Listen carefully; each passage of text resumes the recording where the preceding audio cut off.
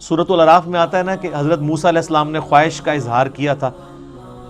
کہ اے اللہ میں تجھے دیکھنا چاہتا ہوں، تو اللہ نے کیا فرمایا تھا؟ تو مجھے نہیں دیکھ سکتا، تو پہاڑ کی طرف دیکھ، اگر یہ پہاڑ میری تجلی سے قائم رہا تو پھر تم بھی یہ ایزیوم کر سکتے ہو کہ مجھے بھی دیکھ سکو گے۔ پہاڑ پہ جب اللہ کی تجلی اللہ تعالیٰ نے ڈالی، جو سورۃ الاعراف میں آتا ہے، تو اس کی وجہ سے پہاڑ جو ہے وہ ریزہ ریزہ ہو گیا، اور سورۃ الاعراف میں آتا ہے کہ اس تجلی کے انڈائریکٹ مشاہدے کی وجہ سے موسیٰ علیہ السلام بھی بے ہوش ہو گئے۔ یہ علیحدہ بات ہے کہ آپ کے بزرگ کلیم کرتے ہیں کہ وہ اللہ کا دیدار کرتے ہیں، کیونکہ وہ تو کہانی ہے، یہ قرآن ہے، یہ ہے سچائی۔ تو یعنی اللہ تعالیٰ کی صفات کے اثرات کیا ہیں، اور سیم اسی طرح کی چیز قرآن حکیم کے بارے میں سورۃ الحشر میں آئی ہے، لو انزلنا ھذا القرآن علی جبل، اگر ہم یہ پہاڑ پر نازل کر دیتے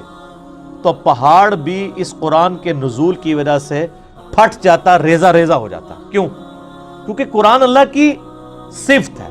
اللہ کا کلام ہے، کلام متکلم کی صفت ہوتا ہے نا،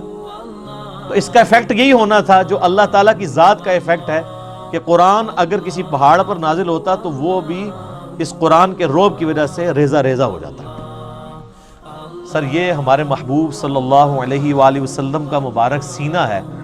کہ جس پہ آلموسٹ 23 سال تک قرآن نازل ہوتا رہا ہے۔ اور اگر آپ بخاری مسلم کی احادیث اٹھا کے دیکھیں تو نبی علیہ السلام کے اوپر ایک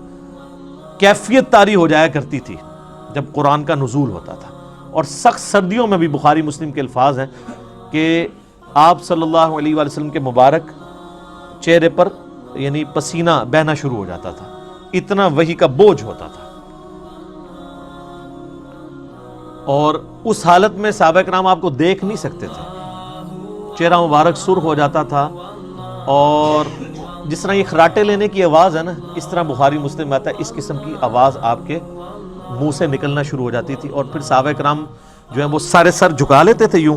اور آپ علیہ السلام کے سر مبارک کے اوپر ایک بڑی چادر دے دی جاتی تھی، حتیٰ کہ آپ اپنی وہ اس حالت میں واپس آئیں۔ یعنی آپ صلی اللہ علیہ وآلہ وسلم پر یہ حالت طاری ہوا کرتی تھی۔